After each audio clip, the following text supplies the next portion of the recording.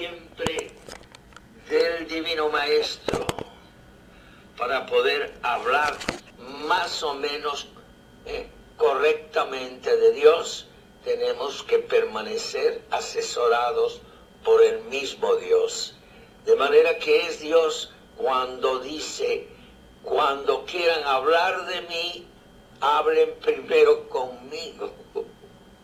Nunca vean hablar de mí si antes no conmigo, porque me van a hacer muy mala presentación.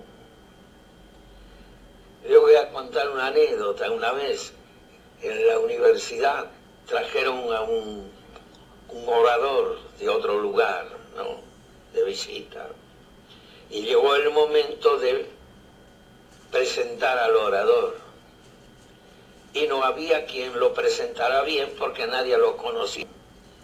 Entonces tuvieron que sacar uno, así como quien dice, de la galera, y quisiera: preséntalo tú. Entonces él lo presenta diciendo: bueno, no hace falta al orador de esta noche, no necesita presentación porque es muy bien conocido por todo el mundo, todos lo conocen muy bien, de manera que con ustedes, señor, ¿cómo se llama? ¿Entiende? Tuvo que preguntarle el nombre al mismo orador, porque ni el nombre conocía. Bueno, y todo eso comenzó, la audiencia comenzó con una carcajada, porque el auditorio se dio cuenta que ni el presentador conocía el nombre de aquel a quien presentaba. Bueno, los que tenemos que hablar de Jesucristo, ¿quiénes somos? Somos sus presentadores.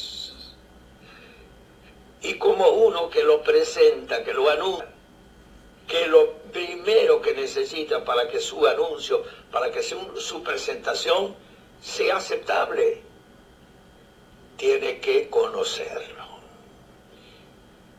Y así como cuando necesitamos presentar bien a una persona, a un orador que viene de afuera, tenemos un ratito con él antes, en un lugar aparte, charlamos con él para que nos hable algo de sí mismo, para poder tener algún argumento para presentarle, como una síntesis de su historia. Entonces, es necesario tener un diálogo con a quien vamos a presentar, y ese diálogo tiene un nombre, se llama oración. De manera que no podemos venir a anunciar a Jesucristo, nunca se puede predicar a Jesucristo, anunciarlo más o menos correctamente, si antes no estamos a solas con Él en oración personal. No solo la oración comunitaria, no solo la oración trillada y sostenida, mecánica muchas veces, sino una oración personal, estar en su presencia, hacerle preguntas para que nos hable algo de sí mismo, que no tengamos que hacer como Job, que terminó diciendo que lo conocía de oídas. Pero ahora, cuando lo vieron sus ojos, se retrató de todas las barbaridades que había dicho cuando habló de un Dios a quien no conocía. Pero ahora te vieron mis ojos, me postro en el polvo y la ceniza, me arrepiento de todo cuanto dije, porque dije insensateces. Eso puede ocurrirle a cualquier predicador que no ora, que no tiene trato con aquel a quien hay que anunciar cuando va a evangelizar. Pues bien, vamos entonces a hacer algo antes de comenzar a anunciar a Jesucristo. Vamos a pedir que todos los que escuchan este programa se unan a nosotros en una oración, sobre todo al Espíritu Santo, que es el que tiene la función de anunciar, es decir, de glorificar a Jesucristo. ¿Dónde? En nuestro entendimiento, memoria, voluntad, corazón y labios. Jesús Santo siempre Jesucristo en nuestro entendimiento, memoria, voluntad, corazón y labios para anunciarlo. Entonces digan todos conmigo: ven, Creador Espíritu, de los tuyos la mente a visitar. Aire en tu amor los corazones que de la nada te gustó crear. Tú que eres gran consolador y don altísimo de Dios, fuente viva de amor y fuego ardiente y espiritual unción. Tú tan generoso en dones, tú poder de la diestra paternal, tú promesa magnífica del Padre, que el torpe labio vienes a soltar. Con tu luz ilumina los sentidos, los afectos inflama con tu amor. Con tu fuerza invencible fortifica la corpórea flaqueza y corvo. Lejos expulsa al pérfido enemigo. Danos pronto tu paz, siendo tú nuestro guía. Toda culpa logremos evitar. Denos tu influjo conocer al Padre. Denos también al Hijo conocer. Y en ti y otro Santo Espíritu, para siempre creer. A Dios Padre alabanza, honor y gloria, con el Hijo que un día resucitó, y a ti abogado y consuelo del cristiano, por los siglos se rinda adoración. Ven, Espíritu Divino, ven, manda tu luz desde el cielo. Padre amoroso del pobre, don y en tus dones espléndido, luz que ilumina las almas, fuente del mayor consuelo. Ven, dulce huésped del alma, descanso en nuestros esfuerzos, en el duro trabajo, brisa en las horas de fuego, gozo que enjuga las lágrimas y reconforta en los duelos, llega hasta el fondo del alma, divina luz y enriquecenos. Mira el vacío del alma si tú le faltas por dentro. Mira el poder del fuego cuando no envías tu aliento. Riega la tierra en sequía, sana el corazón enfermo. Lava mis manchas e infunde calor de vida en mi hielo. Doblega mi espíritu rebelde, guíame cuando tuerzo el sendero. Reparte todos tus dones según la fe de tus siervos. Por tu bondad, por tu gracia, dale a este esfuerzo su éxito. Salva al que busca salvarse y danos tu gozo eterno. Amén. Vamos entonces a hablar hoy de cómo conocer a Jesucristo. En realidad vamos a centrarnos sobre el instrumento más importante que tenemos nosotros para el conocimiento de Dios, que es la misma palabra de Dios, escuchar a Dios. Para ello, recordé el capítulo 1 del Evangelio de San Juan, el prólogo, donde nos dirá que a Dios no conoce nadie. Nos empieza con una visión negativa de Dios. Nadie lo conoce. El verbo de Dios, la palabra de Dios, o sea, el Hijo de Dios, que mora en el seno del Padre. Fíjense bien las palabras, qué profundidad que tienen. Que mora, ¿dónde mora la palabra de Dios? En la entraña del Padre. ¿Dónde mora Jesucristo? En la entraña del Padre. Es el ambón de Jesucristo, el púlpito de Jesucristo, para dar a conocer al Padre, para anunciar al Padre, la entraña del Padre, desde el altar de lo íntimo del Padre, desde allí lo da a conocer. Es importantísimo. ¿Por qué? Porque si Cristo tiene un método para revelar al Padre, para desvelarlo, quitarle el velo y presentarlo, lo hace desde un lugar especial, que no es ni Jerusalén ni la montaña, a pesar del sermón de la montaña, ni la orilla del lago de Genesaret, sino que es la entraña del Padre. Desde el seno del Padre lo da a conocer. Ese es el método originario por el cual se revela al mundo. Por medio de la palabra, por medio del verbo. Por eso dice San Juan, en el principio era la palabra, y la palabra estaba en Dios, y todo fue hecho por ella, nada se hizo, nada existe sin que ella no lo hubiera hecho, etc. Y después dice, vino a los suyos y los suyos no lo recibieron, pero a todos los que lo recibieron, a los que creen en su nombre, le dio el poder de llegar a ser hijo de Dios. A los que creen en él, en su nombre, en su persona. El nombre es la persona. Así que ya tenemos que Cristo nos muestra al Padre, lo revela, lo da a conocer. ¿Desde dónde? Desde el seno del Padre. Entonces de ahí, nosotros que somos evangelizadoras, la iglesia que es evangelizadora, ¿desde dónde da a conocer a Cristo? Pues tiene que aplicar el mismo método que aplicó Cristo para dar a conocer al Padre.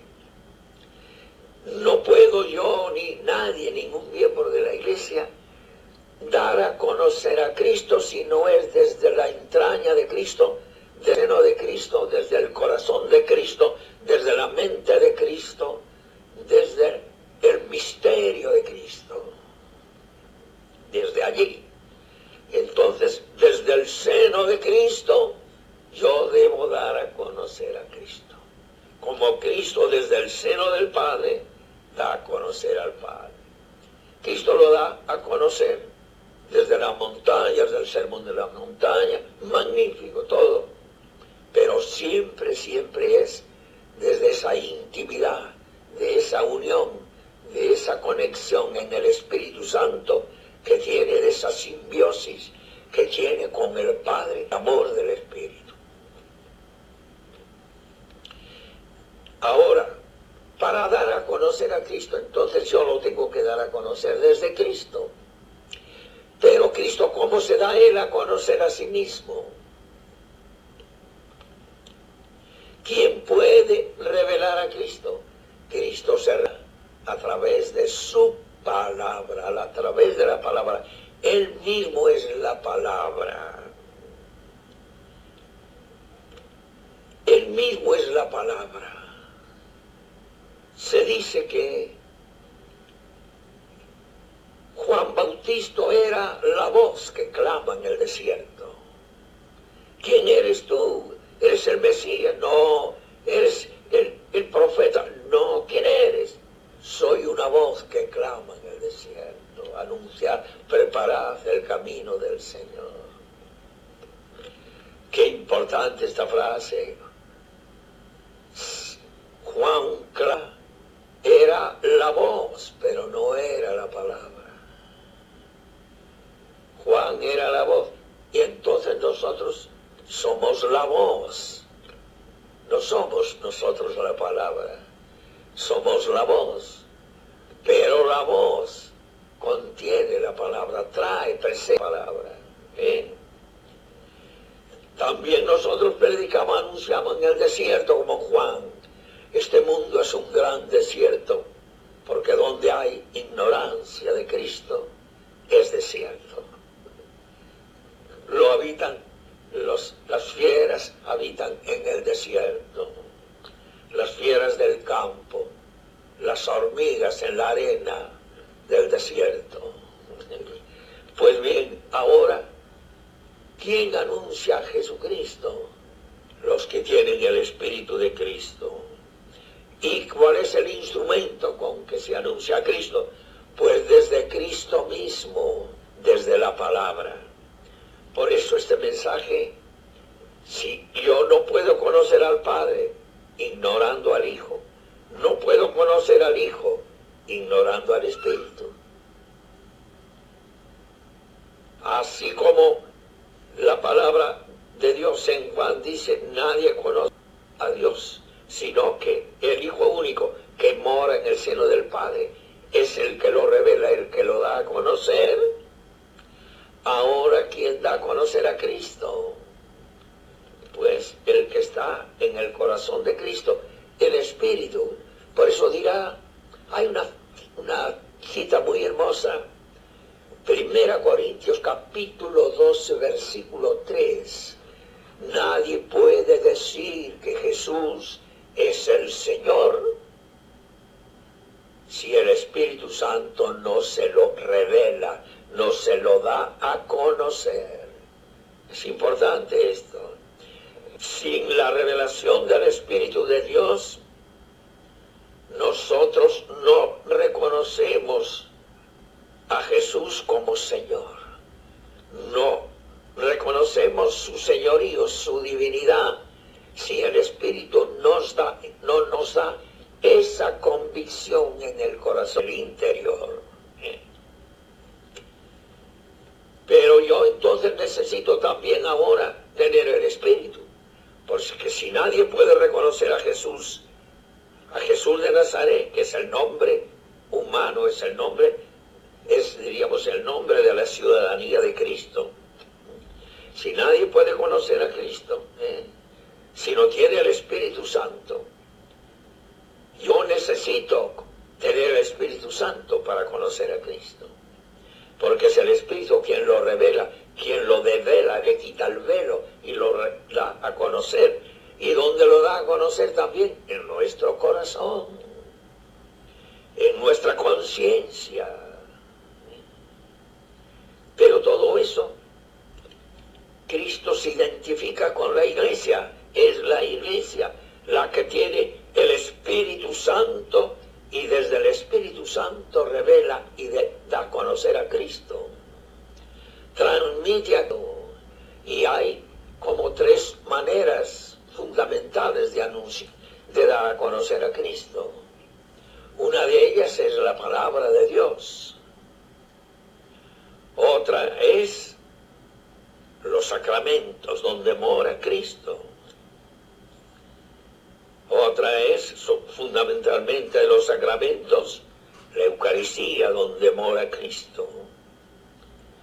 Pero es necesaria la iglesia, que hace el papel de Juan, que predica en el desierto también. Y entonces nosotros que somos los miembros de la iglesia, nosotros somos como Juan, los voceros de realidades que nos superan.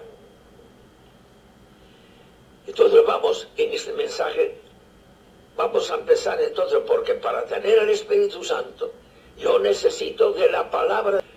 ¿Cuál es el vehículo más importante de la palabra de Dios para venir a nuestro corazón?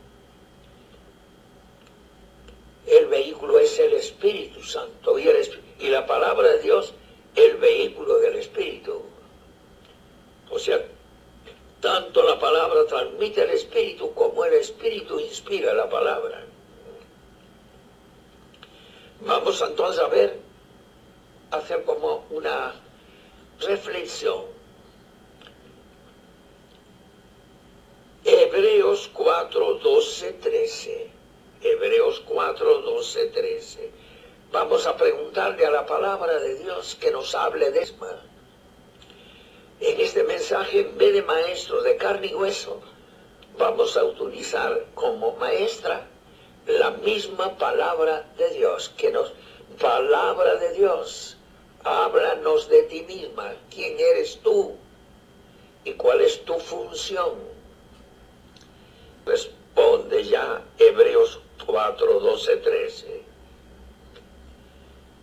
La palabra de Dios es aguda, es punzante, es como una espada de doble filo, penetra hasta las entrañas, entre el alma y el espíritu, hasta las fronteras. ¿Quién conoce esas fronteras entre el alma y el espíritu? Si ni siquiera sabemos distinguir bien el alma del espíritu. Santo sí penetra en esas fronteras. Otra característica de la palabra de Dios es punzante, es aguda, es penetrante, satura, empapa. O sea, que la palabra de Dios a mí me reviste y me inviste de Dios, me satura de Dios. Es como punzante, como una palabra, un nombre muy importante. Es como una espada de dos filos. Es importante retener esta espada de dos filos, porque quiere decir que corta en dos direcciones. Si yo escucho la palabra y la acepto en mi corazón y la pongo por obra, esa palabra me defiende. El filo de un filo de esa palabra es mi corazón, es mi defensa. Y el otro filo me protege, me cuida también.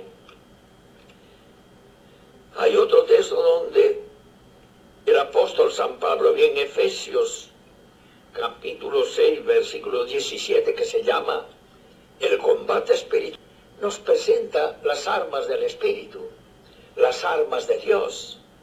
Habla del yelmo de la salvación para proteger la mente de los dardos encendidos del enemigo. Nos habla del escudo de la fe para proteger también los dardos que apuntan a nuestro pecho, armas defensivas. Pero después, al final de todas esas armas defensivas, nos habla de un alma que no es tanto defensiva como de ataque, que es la espada. La espada es la espada del Espíritu. Y la espada ya no es tanto defensa, sino como para el ataque. La espada no es como el escudo, no es como el yelmo, como el casco. La espada es un arma punzante, es para atacar y vencer, para avanzar sobre el enemigo y destruirlo. Pues esa es la figura de la palabra de Dios, la espada del Espíritu, que es la palabra de Dios. Qué importante. Vamos viendo, preguntándole a la palabra de Dios, que sea ella quien nos hable de sí misma. Y ahora vamos a Timoteo, 2 Timoteo 3, 15, 17. Y nos va a decir: nútranse de la palabra de Dios. Le escriba a Timoteo, un discípulo de San Pablo, que tiene poder para instruir, tiene poder para guiar, para instruir, para arguir, para corregir, para exhortar y para instruir en toda doctrina sana y buena. ¡Qué barbaridad! En pocas cuantas riqueza de conceptos. La palabra de Dios apta para instruir, para arguir, para enseñar, para corregir y exhortar. Para amenazar incluso. Pero sustituimos la palabra amenazar por otra que no es tan agresiva, que es exhortar. Seguimos preguntando a la palabra de Dios. Mira cuáles son las características de la palabra. Y vamos entonces a Apocalipsis 1, 15, 16, que ahora es una visión de Juan en el Apocalipsis, que tiene una visión de Cristo resucitado y ya glorificado. Y dice que es como la voz de muchas aguas, que es como cataratas de grandes torrentes, como las cataratas del Niágara, como las cataratas del Iguazú, que son majestuosas e impresionantes. Acercarse a esas cataratas es acercarse a una inmensidad, a un poder arrollador, que arrastra con todo, que nadie se puede enfrentarse a ellas y detenerlas. Solo Dios puede contener ese ímpetu, esa fuerza que arrastra, que mueve los molinos, que mueve todo. Y ahora dice que la palabra de Dios es así, que es poderosa, que es como un torrente de grandes aguas. A veces aparece como si fueran truenos, otras veces como una suave brisa, pero que es aguda y que es como una espada de dos filos. Otra vez aparece la imagen de la espada de dos filos, y vamos a ver al final de este mensaje, vamos a ver cuando le consultemos a Cristo qué opina Él de su propia palabra, el que nos aclara bien dónde está el significado terminal de la espada de dos filos. Vamos ahora a consultar a Isaías. Isaías recibió la vocación profética y él da testimonio que pasó en él cuando recibió la vocación profética y fue enviado por Dios para anunciarlo a Dios, para anunciar la palabra. ¿Qué dice Isaías de Dios? ¿Qué ocurrió con él? Y dice Isaías 49:2, Yahvé hizo de mi boca una espada afilada. Yahvé hizo de mi boca una saeta aguda. Saeta. La saeta es como una flecha, pero tan fina que podríamos identificar ahora una saeta tan fina, como si fueran esas agujas de acubra, que penetran casi indoloramente, son tan finas y penetrantes que sí hieren sin hacer dolor, y penetran como, no como saetas, como agujas de acupuntura. Hizo mi boca como una saeta aguda, afilada, como una espada fina. Vieron los atributos de la palabra de Dios. Estamos consultando a la palabra de Dios para que nos hable de sí misma. Consultemos ahora qué nos dice Dios en su palabra en el Salmo 19. Y nos dice que esa palabra de Dios es sabrosa, es degustable, que es más dulce que la miel, más sabrosa que el jugo del panal. De manera que si yo digo que la palabra de Dios es aburrida, o que la palabra de Dios es amarga, que la palabra de Dios no tiene sabor, o que es insípida, en realidad debo tener estropeadas las papilas gustativas de mi paladar espiritual. Tengo que someterme a una terapia rápidamente, raudamente. Porque ¿qué dice la palabra de Dios de sí misma? Apetecibles más que el que, apetecibles más que el oro. Es un apetito especial el apetito del oro, No es un apetito que surja de nuestro aparato digestivo. Nadie come oro, por fino y valioso que sea, Pero sí le atribuimos, tenemos apetito de oro, porque sabemos que es un metal noble, es un metal fino, que no se corrompe, no se oxida. El oro es signo de incorruptibilidad. Entonces la palabra de Dios no solo es apetecible, sino en cuanto al sabor, a la degustación. Todos tenemos hambre de amor, pero el amor no se percibe en el paladar. El amor se percibe en nuestra área afectiva, en el corazón. Pues dice que es apetecible la palabra de Dios más fino, por su incorruptibilidad, por su pureza, por su castidad, más fina. Sus palabras son más sabrosas que el jugo del panal, que la miel. La palabra de Dios ahora sí usa como signo las papilas gustativas. La palabra de Dios es más dulce que el panal de miel. Y además de su dulzura, de su penetrabilidad, de su delicadeza, de su grandeza, de su amor que contiene, de su belleza, de su poder, ahora te da otro atributo. Es el gran poder que tiene la palabra de Dios. Lo tiene en el Salmo 29, 3:9. La voz del Señor sobre las aguas. La voz del Señor derriba los cedros del... La voz del Señor hace temblar las colinas. La voz del Señor hace sacudir las rocas.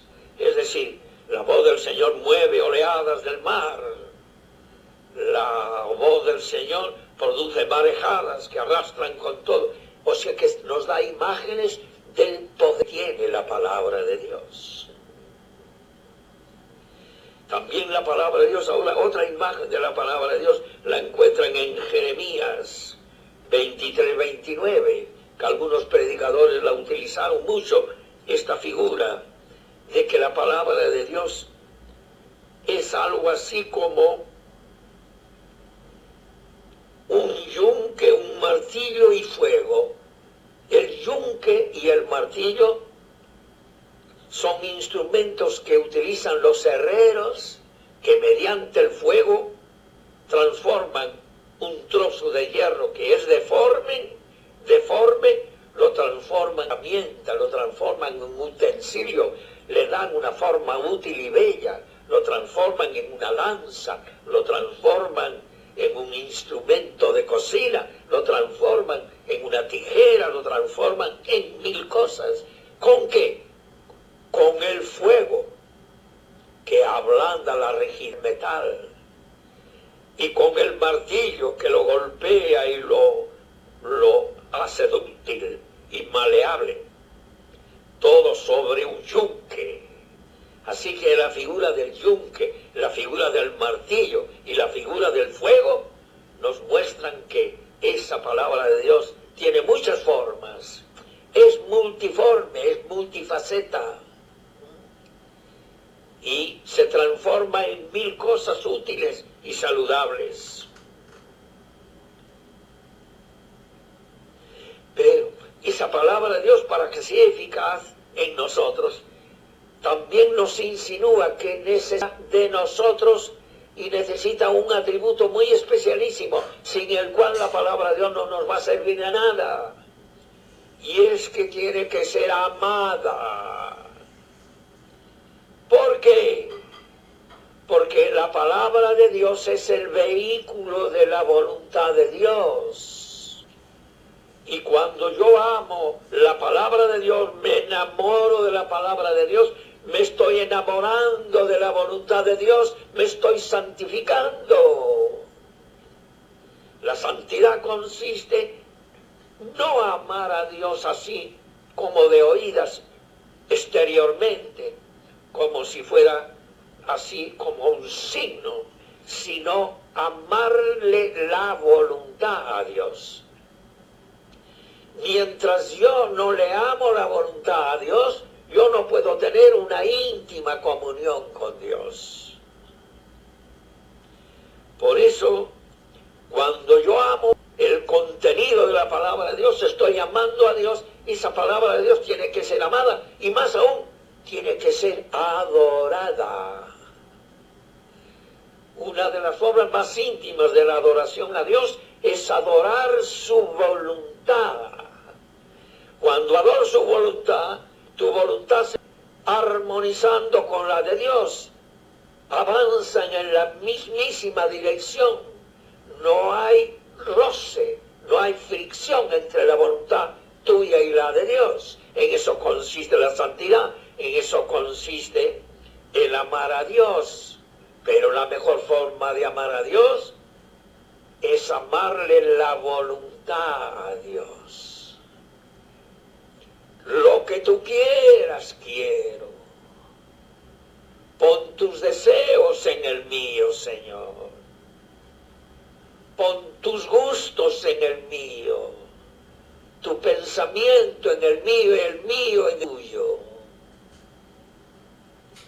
Cuando tú le amas la voluntad a Dios, tú estás amando la palabra de Dios, que es el vehículo de la voluntad de Dios. ¿Cómo conocemos nosotros la voluntad de Dios? A través de esa palabra divina, de esa palabra de Dios.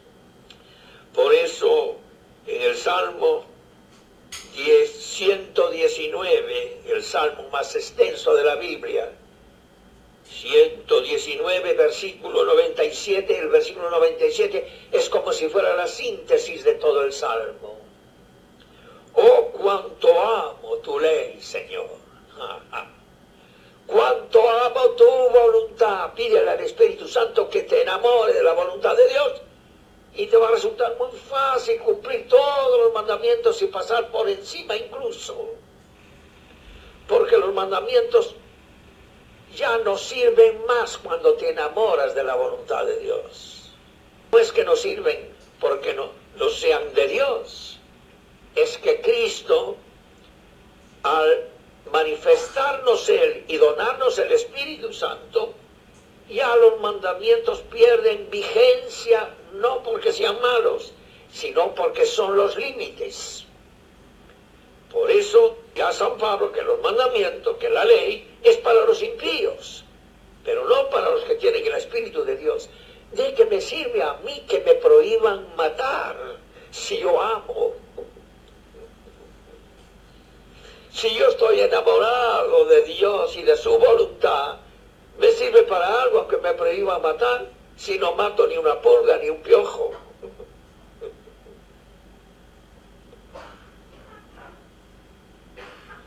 Por eso aquí ya anunciamos que la palabra de Dios debe ser amada. Esta exclamación es fabulosa.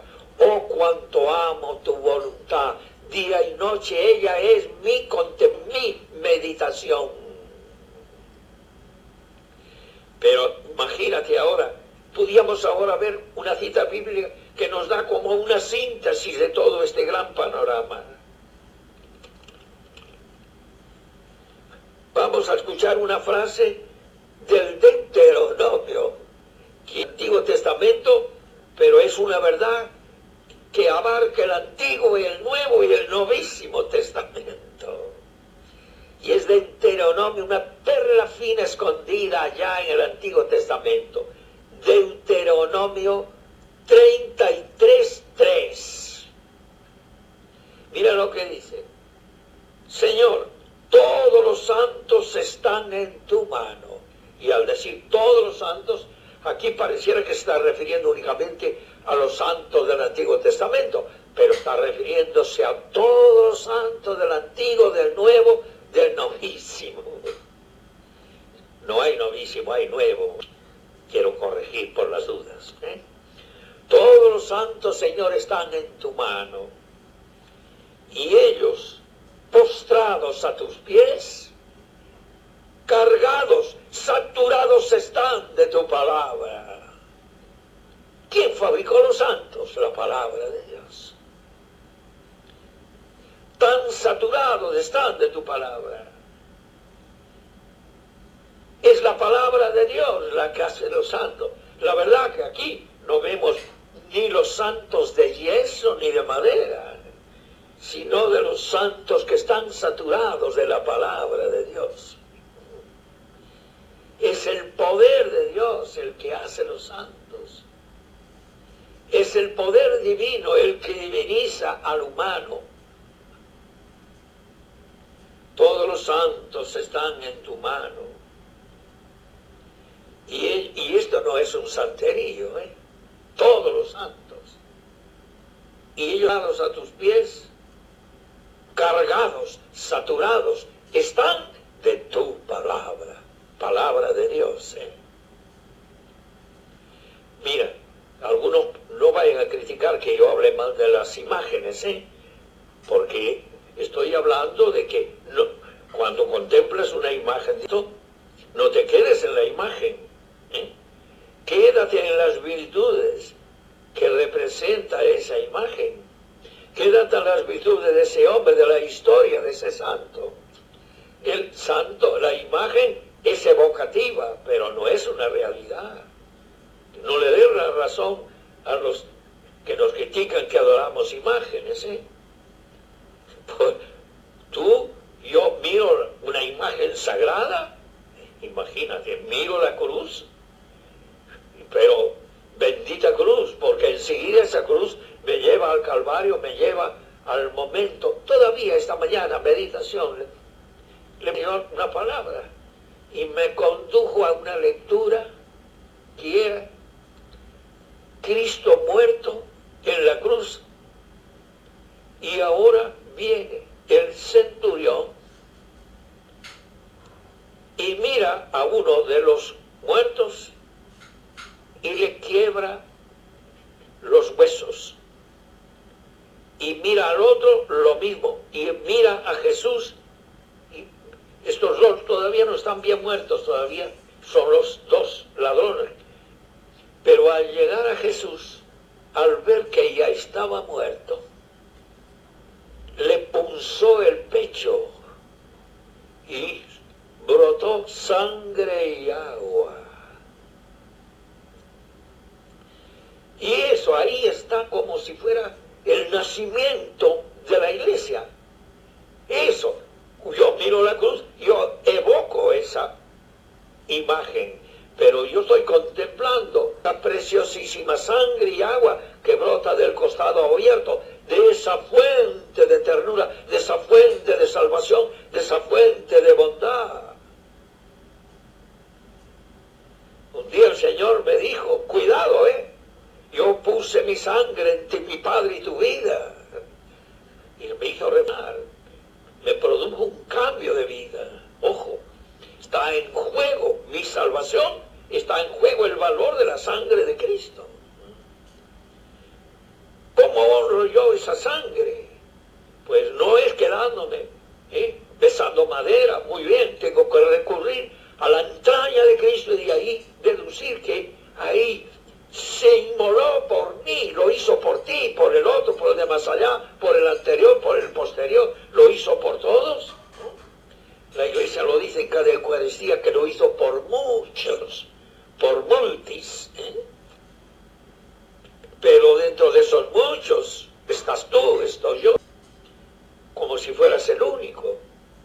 Y eso a mí me lo evoca una imagen, pero yo me tengo que quedar con el significado. Toda imagen es un signo, pero todo signo tiene un significado. Yo no debo quedarme digno, tengo que llegar al significado. Es mucho más rico, más fuerte, más el significado que el signo. El signo me lleva a lo que significa. Yo beso la cruz, beso un crucifijo, eso es el signo, pero me eleva y me conduce a aquel momento histórico de la cruz en que Cristo ahí estaba, dándome la muestra más, estaba muriendo de amor por mí. Yo escuché el testimonio de un sacerdote anciano como yo, ¿no?, que todavía vive, ¿no?, cumplió hace días 92 años y todos lo conocemos.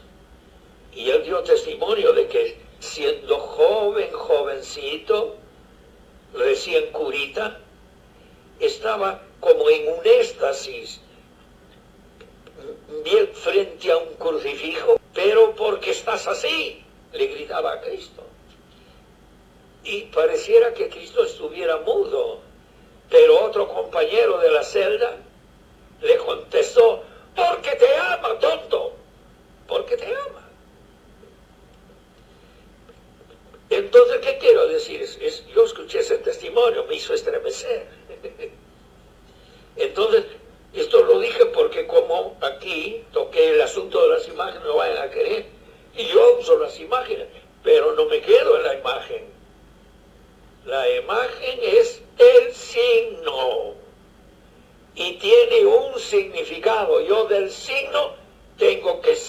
significado.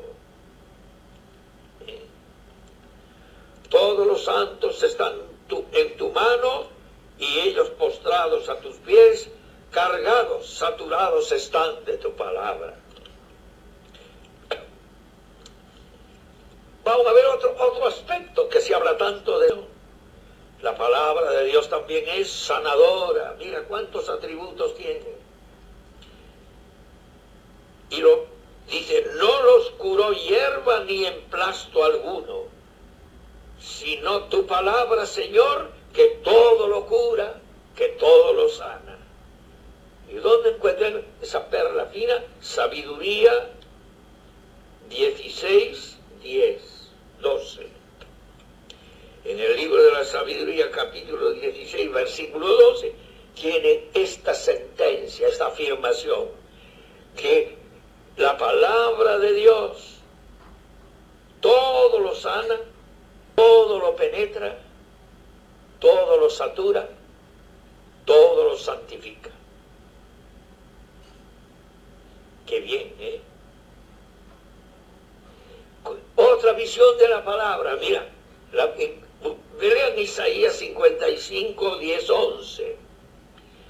Como desde la lluvia y la nieve de los cielos, y empapa la tierra y la fertiliza y produce fruto abundante, semilla al labrador, fruto abundante de toda clase. No volverá a mí sin que haya producido todo aquel fruto, toda aquella fertilización, fecundación para la cual ha sido enviada. Nunca la palabra de Dios volverá a mí vacía. Y aquí es un signo de que Cristo es esa palabra que desciende del trono del Padre, produce fruto de santidad, abundancia, produce, santifica y deja establecida su presencia en la iglesia, y luego no retorna al Padre sino después de haber producido todo aquello para lo que fue enviada. De manera que la palabra de Dios es como una lluvia benéfica cuando hay sequía. Cuando hay sequía, sequedad en tu corazón, pide el rocío de la palabra de Dios. Pide la frescura de las lluvias tempranas o tardías, pero que fecundan, que fertilizan, que refrigeran.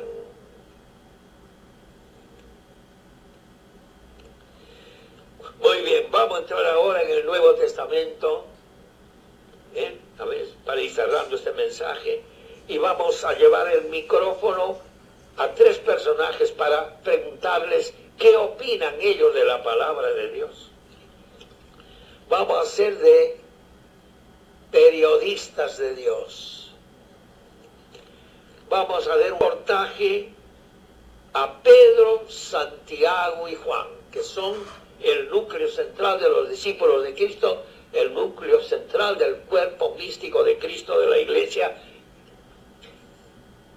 Y vamos a ver, preguntamos a Pedro, a ver qué opina él de la palabra de Dios. Primera de Pedro 1:23.25. Pedro, dinos, ¿qué opinas tú de la palabra de Dios? Tú que no le perdías pisado al verbo de Dios, a Jesucristo, discípulo, en quien te dejó el principado del apostolado. Tú que eres el primer papa. Pedro, dinos, ¿qué opinas de la palabra de Dios? Dínoslo en pocas palabras. Y Pedro te contesta, habéis sido reengendrados, renacidos de una semilla incorruptible, por medio de la palabra de Dios, que es viva y permanente. Mira cuánta riqueza en esta afirmación tan breve. Habéis sido reengendrados. La palabra de Dios nos ha regenerado. ¿Nosotros dónde fuimos regenerados, renacidos? En el bautismo, sí, en los sacramentos, pero no hay ningún sacramento que se realice sin la palabra de Dios. Por eso decía San Agustín, se une la palabra al elemento y tenemos el sacramento.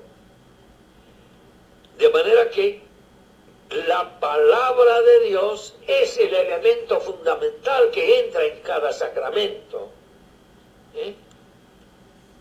Nuestros hermanos evangélicos, que carecen muchas denominaciones de ellos, muchas otras no, carecen de los sacramentos. Y con que se arreglan con lo que pueden, pobrecitos, se arreglan con la palabra de Dios. No tienen sacramento, pero tienen la materia prima con que se hacen los sacramentos. Gracias a Dios, ¿no? De alguna manera necesitamos el sacramento. La vida cristiana plena no es plena sin la vida sacramental, Eso quiero afirmarlo por las dudas, Dice, habéis sido reengendrados por un germen incorruptible. ¿Qué quiere decir? Que la palabra de Dios no tiene fecha de vencimiento, no se corrompe, no pierde actualidad, no es palabra vana, ni es palabra de otra época, no es una palabra que se anunció allá en las antípodas de la historia y ahora ya perdió actualidad porque nosotros nos hemos mozado. No, la palabra de Dios tiene conservante propio, no envejece, no se corrompe ni pierde actualidad, siempre es noticia fresca del momento en que se la anuncia. Habéis sido por la palabra de Dios que es incorruptible. ¿Y qué más? Y que es viva, ahí está, que es viva, tiene vida, la palabra de Dios tiene un germen no solamente incorruptible, sino un germen vital. En la palabra de Dios mora el Espíritu de Dios. Por eso ahí está la semilla incorruptible, ahí está la vida y la vida nueva, la vida inmune a la muerte. Y es permanente. Ojalá sea permanente en cada una de nosotros, que no la desechemos, que no la ignoremos, que despreciemos. Muy bien, vamos ahora con el micrófono, dejamos a Pedro y nos vamos a Santiago, que también es de la misma barra de Pedro. Dime, Santiago, ¿qué opinas de la palabra de Dios? Y él nos contesta en Santiago capítulo 1, versículo 8, 19 al 22. Epístola de Santiago 1, 18, 19, 22. ¿Qué dice? Nos engendró Dios por su propia voluntad, con palabra de verdad. Otro concepto, la verdad. La palabra de Dios es verdad en doble sentido. Es verdad porque es la verdad en persona, como realidad. Pero es verdad también como veracidad. En ella no hay sombra de error ni de engaño. Por eso, palabra de verdad con la palabra con mayúscula. Nos ha engendrado Dios con su propia voluntad, con palabra de verdad, para que fuésemos las primicias de sus criaturas. Aquí la palabra primicias significa las criaturas privilegiadas de Dios, porque Dios tiene muchas criaturas que no son el hombre, que no somos los creyentes, que no somos los bautizados. Hay muchas otras criaturas, las plantas también son criaturas de Dios, los animalitos inferiores también son criaturas de Dios. Pero las primicias de sus criaturas, lo primerito de sus criaturas, son aquellos en quienes implantó Dios su propia imagen y su propia voluntad, y luego su gran redención. Nos engendró Dios por su propia voluntad, con palabra de verdad, para que fuésemos las primicias de sus criaturas. Pero poned por obra esa palabra y no os contentéis estéis solamente con oírla, engañándose a ustedes mismos. Ojo, aquí advierte que se da el otro borde de la espada, el otro filo, el doble filo. La espada tiene doble filo, con un filo corta a favor tuyo, con un filo te defiende y con el otro filo te lastimas si no la vives y no la pones en práctica. No se contenten solo con oírla. Pero ahora vamos a consultar, le faltaba la consulta a Juan. Y San Juan, es maravilloso siempre. Él siempre te da una visión profunda de la palabra de Dios, una producción del verbo. Y si palabra era Dios, y la palabra estaba en Dios. Todo se hizo por medio de la palabra. Y en ella está la vida. Aquí leemos en pasado, pero hay que darlo en el eterno presente de Dios. Era, es y será, diríamos. La palabra era Dios.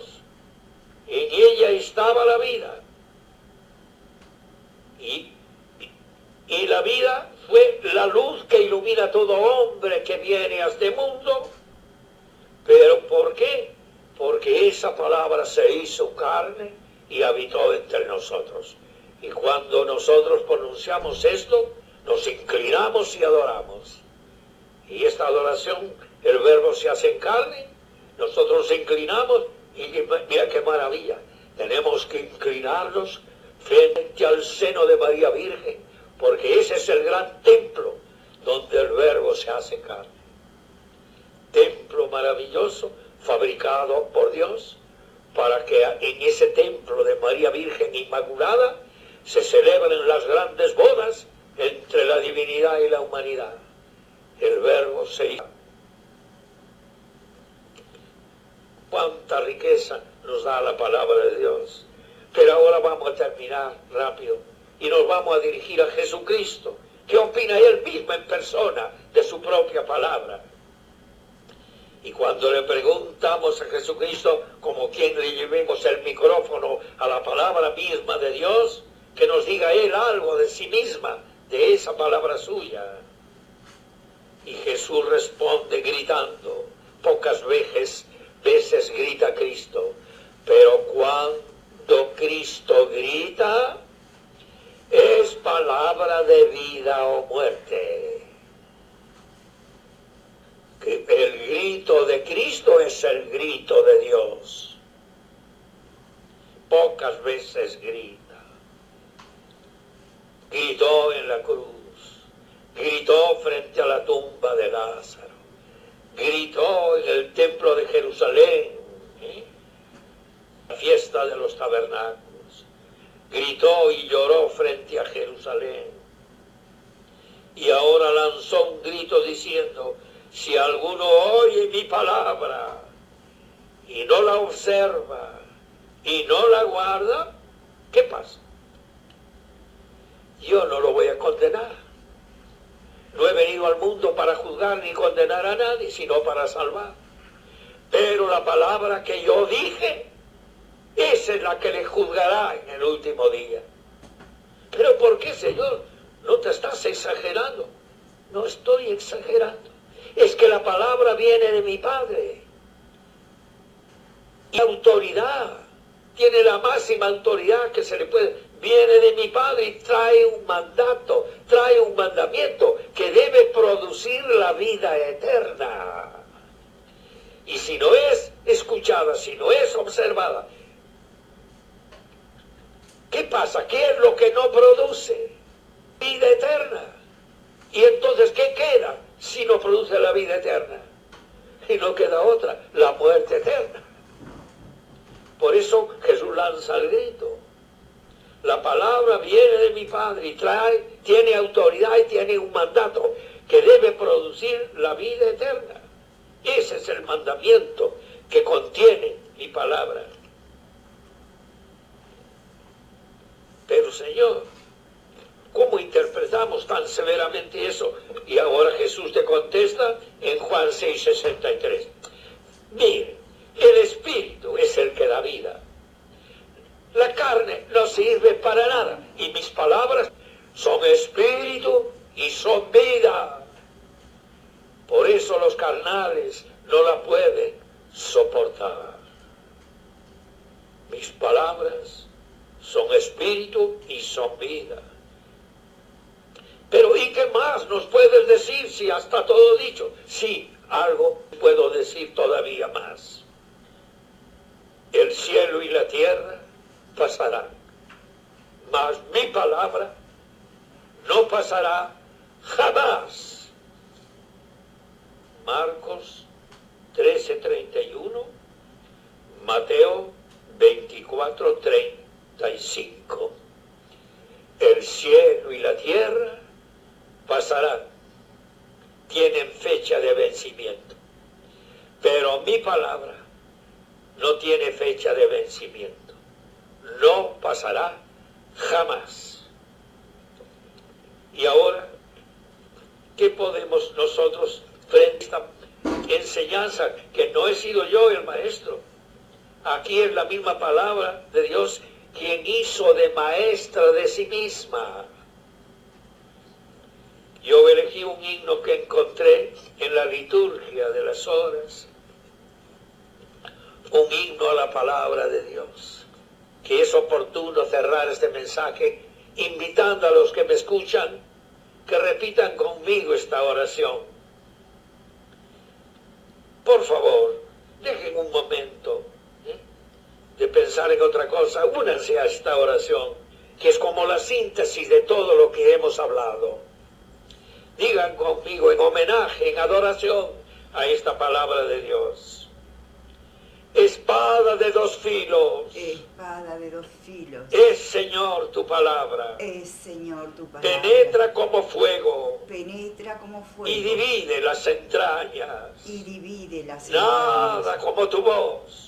Nada como tu Es voz. tu espada. Es terrible tu espada. Nada como tu aliento. Nada como Y tu cuán aliento. dulce tu palabra. Y cuán dulce tu palabra. Tenemos que vivir Tenemos que vivir encendida la lámpara. encendida la Que lámpara. para virgen necia Que para virgen no es necia posible la entrada. No es posible la entrada. No basta con No basta con gritar. solo palabra vana. Solo palabra Ni vana. golpear a la puerta Y golpear a la cuando puerta. ya esté cerrada. Cuando ya esté cerrada.